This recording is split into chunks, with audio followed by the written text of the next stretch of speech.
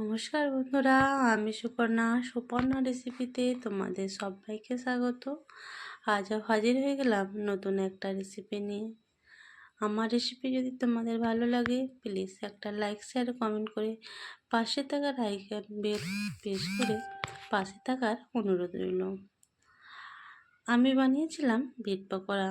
এটা চায়ের সঙ্গে কিংবা সকালে ব্রেকফাস্টে খেলে ভীষণ ভালো লাগবে।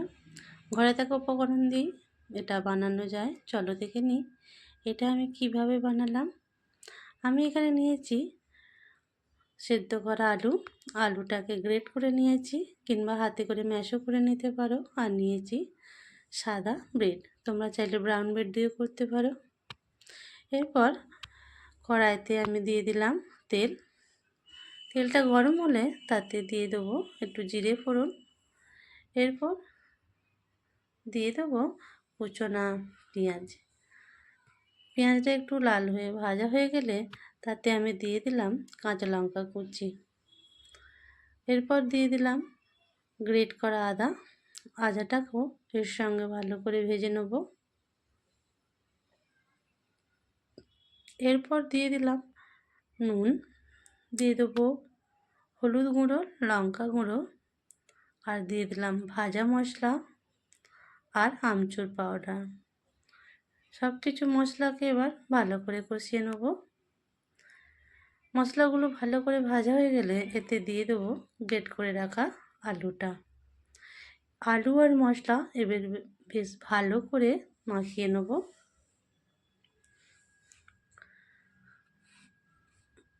ভালো করে কষানো হয়ে গেলে আলুটা মশলার সঙ্গে দিয়ে দিলাম আমি কসুরি মেথি, আর দিতে পারো ধনিয়া পাতা। যদি দুটোই না থাকে যে কোনো একটাও দিতে পারো। তো আলুর স্টাফিংটা আমার এখানে বানানো হয়ে গেল, রেখে দিলাম। অন্যদিকে এখানে নিয়েছিলাম আমি 1 বাটি বেসনে দিয়ে দিলাম স্বাদ মতো নুন, দিয়ে দিলাম জোয়ান, কালো জিরে, দিয়ে দিলাম একটু হিং, আর দিলাম চিলি ফ্লেক্স।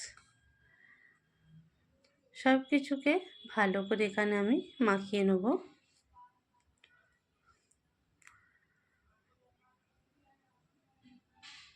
এরপর অল্প অল্প জল দিয়ে আমি একটা স্মুদি ব্যাটার তৈরি করে নেব। এখানে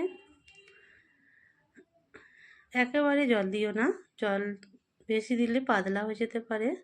তো অল্প অল্প করে জল দিয়ে আমি এখানে মাখিয়ে নিতে হবে। তো দেখতেই পাচ্ছ এখানে আমি কিভাবে ব্যাটারে এটা রেখেছি। এর মধ্যে একটু দিয়ে দিলাম আমি বেকিং সোডা।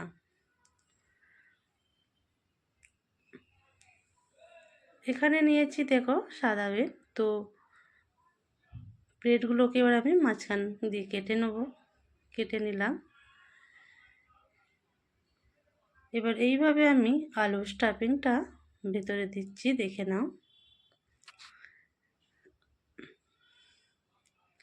যদি পুর বেশি করে দাও চাইলে দিতে পারো, এর মধ্যে চাইলে তোমরা পনিরও দিতে পারো। তো এইভাবে আমি দেখো স্টাফিংটা ভরে দিলাম। এইভাবে সব স্টাফিংগুলো আমি ব্রেডের মধ্যে দিয়ে এবার দেখো বেসনের গোলায় ডুবিয়ে নিলাম।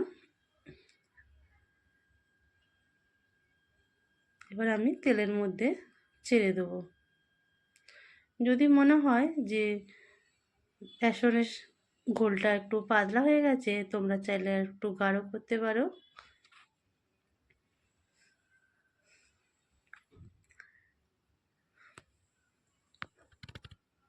এবার খুব সাবধানের সঙ্গে এক পিঠটা হয়ে গেছে, আমি এবার অন্য পিঠটা উল্টে দেবো।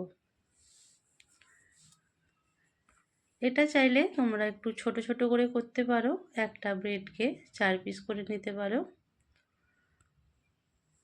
তো দেখতে পাচ্ছ এইভাবে উল্টে পাল্টে একটু লাল লাল করে আমি পকোড়াগুলোকে ভেজে নিলাম। কত সুন্দর রং হয়েছে দেখতেই পাচ্ছ। এবার ব্রেডগুলোকে আমি তুলে নিলাম। এইভাবে সব ব্রেড পকোড়াগুলোকে ভেজে নিয়েছিলাম।